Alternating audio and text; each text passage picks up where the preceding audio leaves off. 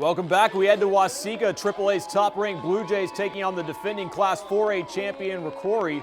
First quarter, the Spartans take the lead. Camden Bauer throws it up to Tucker Hawkinson. The big wide receiver hauls it in. Recory rolling early, up 8-0. Later in the first, the Spartans added their lead following a muff punt. It's Bauer punching it in on the short field. Recory took a 14-0 lead, but in the second quarter, Wasika back in the ballgame. Ryan Dufault with a quick pitch to Mason Dukriff, and with a two-point conversion, the Blue Jays cut the lead to 14-8. But in the final second of the half, the Spartans found some magic. Bauer goes deep to Hawkinson again. He's down on the 1-yard line with 3 seconds left. Then as time expired in the half, Bauer calls his own number. Recory up 22-8 at the break. When the dust settled in Wasika, it was the Spartans with a 28-20 win over the Blue Jays. Nine-man football, 6th-ranked Grand Meadow, who beat the defending state champs from Mountain Lake last week on the road, hosting Spring Grove. Check this out, Mark. Dustin Copley,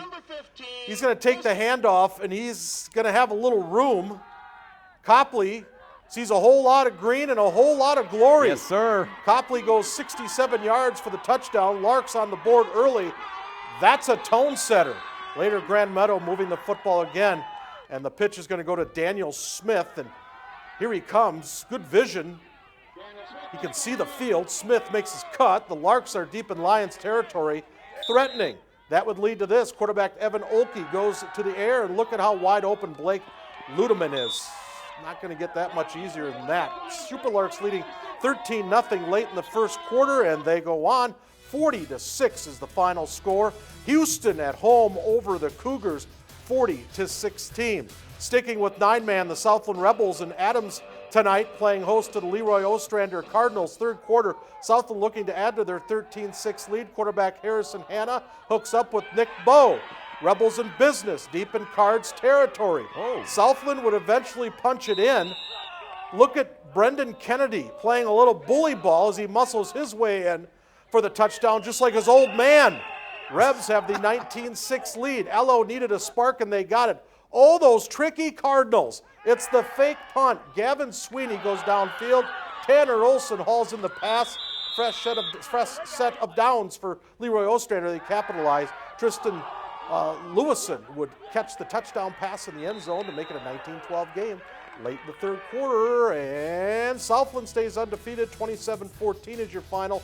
Lyle Pacelli putting 44 on the board tonight, beating Madelia by the final of 44-30. Now we head out to KM Telecom Stadium. The Casson Manorville Comets hosting the Falcons of Faribault. First quarter, no score. The Comets take the lead on the legs of Aaron Winkle. He bangs through a 34-yard field goal. That's a weapon right there. Comets up 3-0, but the Falcons would respond. Quarterback Hunter Nelson rolls right. He finds Isaac Mata for the touchdown. Falcons now up 6-3, but in the second quarter, the Comets put together a nice drive. Quarterback Matt Donovan gets to the outside. He has eyes on the end zone. It looked like he might take this one all the way to the house, but he was ruled out at the 2-yard line. That would lead to this.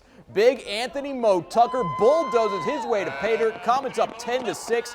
They would go on to use a big fourth quarter to beat Faribault 37-6. Elsewhere, Austin shuts out Albert Lee on the road 47-0. Next, we're going to head out to Mitchell, Cunningham Field, and Byron. The 8th-ranked Bears hosting the Winona Windhawks. Third quarter, Bears up 7-0. Drew Scheuer hands it up to the reigning Athlete of the Week, Austin Frierksen, and there he goes. It's a house call for the UMD commit. Bears up 14-0. Fourth quarter, Winona looking to get something going. Quarterback Jacob Heffman throws it up.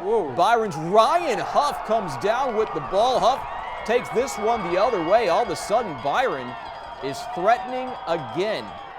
Ensuing possession, it's guess who? Mr. Austin Frierksen. This kid has a touch of magic on the football field. He says, see you later. It's another touchdown for the Byron Star. Bears up 21-0, but they weren't done yet. Later in the game, the Bears forced the fumble. Check this out. It's Jake Broughton shifting into high gear on the scoop and score. Byron goes on to beat Winona 28-0. The win snaps Winona's 25-game regular season win streak. Austin Frierksen 27 carries, 313 yards, 3 touchdowns. Cannon Falls beats Lake City. Brats for everybody. 56-20. Yes, brats all around. Cannon Falls, 537 yards on the ground. Elsewhere, Chatfield, big win over Dover Iota, 50-9, and Triton goes on the road. They beat St. Charles by 20, 26-6.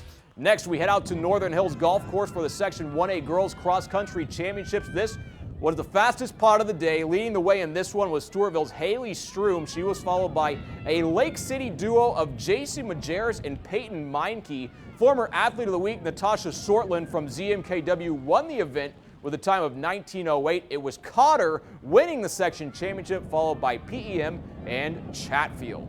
Windy. All right, we got our play of the week next.